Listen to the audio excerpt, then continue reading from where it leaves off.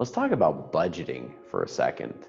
By the way, I suck at budgeting and money. I have for a very long time. I'm kidding. I've exercised discipline. I've gotten very, very good at it. Here's my crazy theories for budgeting. When you get paid, first thing is if you're having to take money out from taxes, if your company you work for holds money for taxes, hey, cool, let them do that. If you have to take money out for taxes, take it right out. You don't want to mess with that.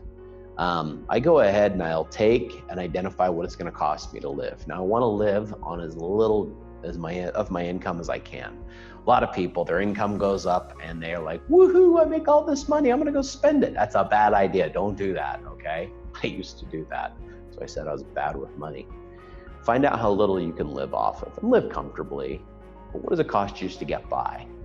And then you're going to go ahead and look at where do you put that money. Okay, there's a couple different places. Number one, I believe, give 10% to charity, to God, to tithing, give 10% away. Because what happens is that says abundance. That says you have enough and you can do some good in the world.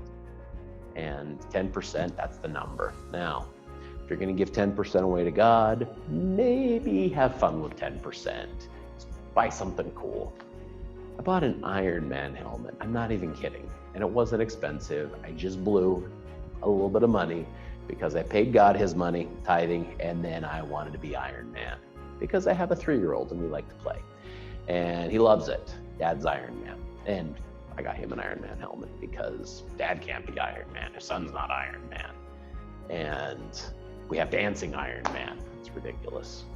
Anyway, so you go ahead, you give your money to God, you take care of your living expenses, taxes, living expenses, tithing, your spend it money.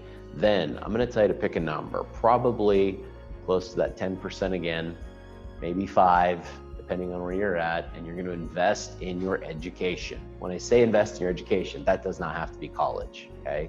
It can be books, it can be seminars, it can be online classes, it can be anything that grows this right here, okay?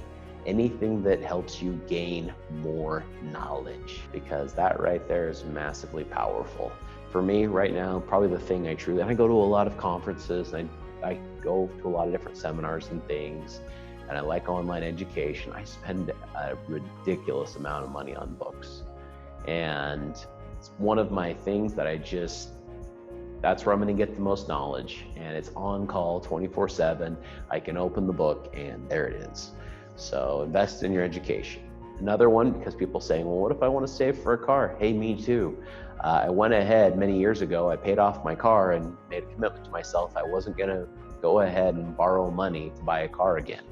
I was gonna save money and take money out of every check. So when it came time to buy a car, there we go. So same thing with vacations, weddings, anything else. Take whatever you're taking out for education, 10% is a great number. Put it towards saving for something that you're gonna buy. So 10% for savings. Another one is, I think you should invest. I think investing is important. Doesn't matter if you're investing in stocks or you're investing in real estate. When you invest, number one, make sure it's money that you can lose, because you might. I mean, investing can be risky. It can be like gambling.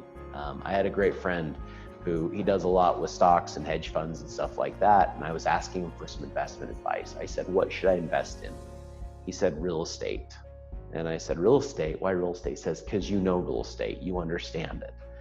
Investing is always risky. It lowers the risk when you're investing in something you understand and you can determine a return on that investment.